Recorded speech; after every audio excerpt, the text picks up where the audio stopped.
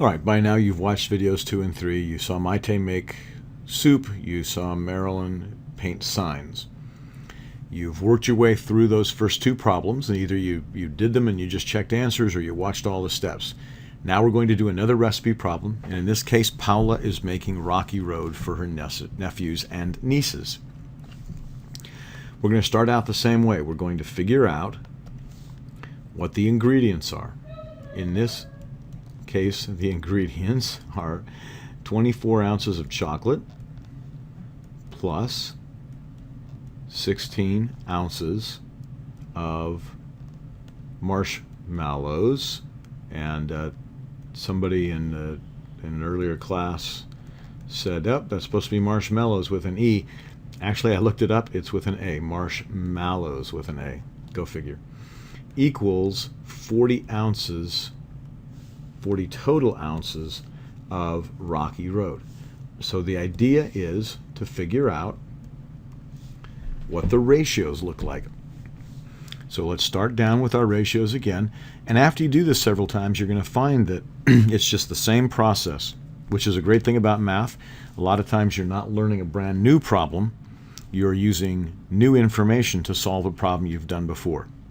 So what we're going to do first is we're going to have a ratio of the chocolate in the Rocky Road to the total. And that ratio is 24 to 40.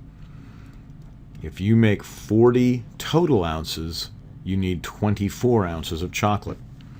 We will also have the marshmallows, and I'm just going to abbreviate that with marsh. We'll also have the marshmallows to the total, and that's going to be 16 ounces to 40. So 16 ounces of marshmallow to every 40 ounces of total Rocky Road. We're going to do a quick check on those. Did we set that up properly? Did we pick the right ratios? Well, 16 plus 24 gives us 40. We have 40 over 40. That big one tells us we're on the right track.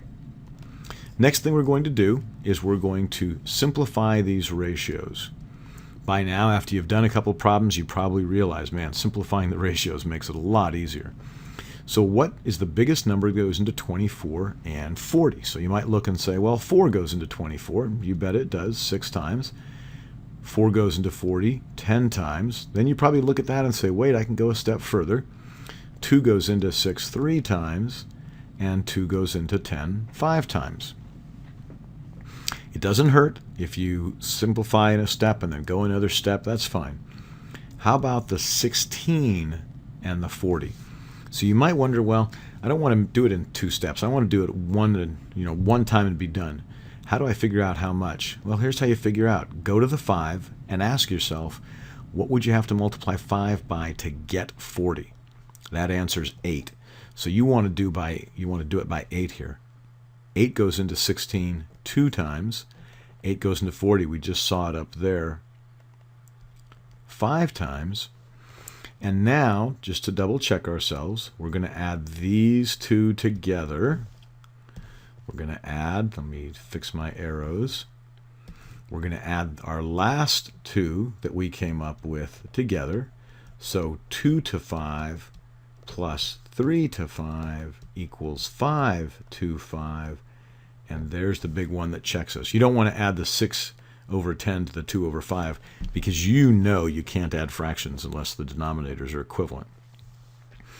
Okay, we've got our basic information. Now we're ready to attack the question. So the question is this. Paula decided to make another batch of Rocky Road for her friends. If she makes 65 ounces, she must like her friends better than her nieces and nephews, or maybe she just has more friends. If she makes 65 ounces of her special mix, how many ounces of chocolate will she need? So we're going to take our chocolate to total, because that's what we are figuring out here. The question is how many ounces of chocolate. Our chocolate to total, and our chocolate to total, the simplified was 3 to 5. That needs to equal a ratio of some unknown to 65. Two ways that we can solve this. we can cross multiply 3 times 65 and 5 times x. Let's go ahead and work that out. So we have 3 times 65. That's a terrible 5. 3 times 65 equals 5 times x. 3 times 65 is 195. And I actually did that in my head, and here's how. I said 3 times 6 is 18, so 3 times 60 is 180. And in my head, I just kept track of that 180.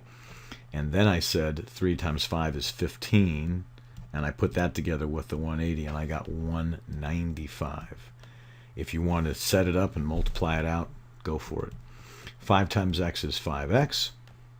We're going to divide everything by 5. That's the coefficient. That's the thing that gives us a big 1 right there.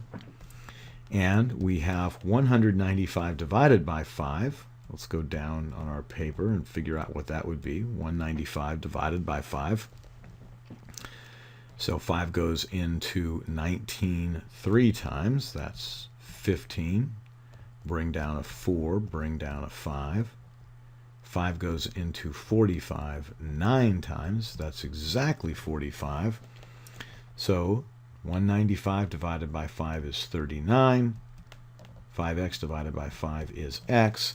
And our answer is that she will need 39 ounces of chocolate. Okay, the second question is, how many ounces of marshmallows will be needed for this new batch? Now remember, we decided last time, don't make the math more difficult than it has to be. She's making 65 ounces altogether. She just figured out that she needs 39 ounces of chocolate. To figure out how much of the marshmallows she needs, we're going to take 65 and we're going to subtract 39. And when we do 65 minus 39, we get 26. We need 26 ounces of the marshmallows. How did we get that 26? We got that 26 again by saying, what is 65 minus 39? We can check that. If we want to check, and it's always good to check, we're going to come back over where we had that 2 to 5 ratio. So when we did our marshmallow to total,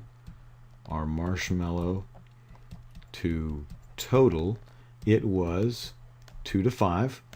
So we're going to take that 2 to 5 and make it equal x to 65.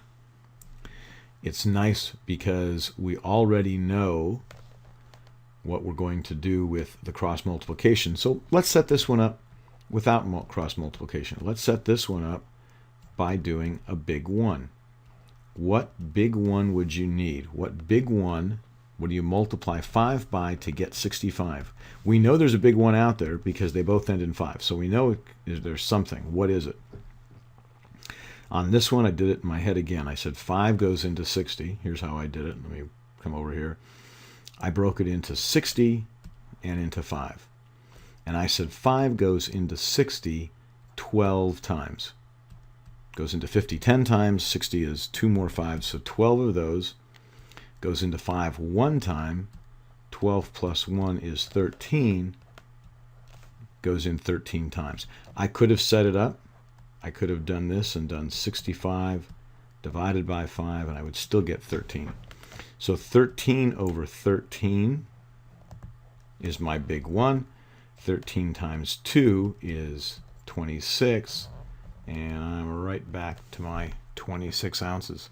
And by the way, if you were thinking, well, wait a minute, how about the big 1 on this other problem? Why didn't you do that? Let's go back and do that. Let's make sure the big 1 gives us that same answer of 39. So if I wanted to go back and do the big 1 for that, I would have 3 over 5, 325 equals x to 65. Move that over just a little bit so you can see there is an equal sign there.